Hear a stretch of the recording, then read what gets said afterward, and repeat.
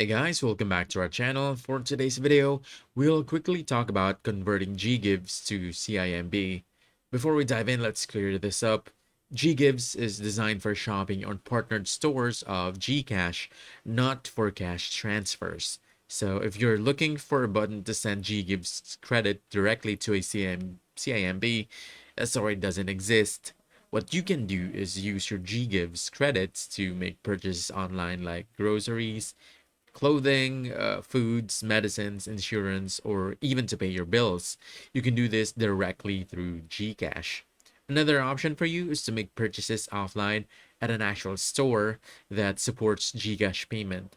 All you have to do is just scan their QR code and choose GGives as the payment method. And if you need real cash, you're better off using G Credit or G Loan since those are designed for that purpose. That's it. We hope this video helped you out. Like and subscribe to our channel for more helpful videos. Thanks.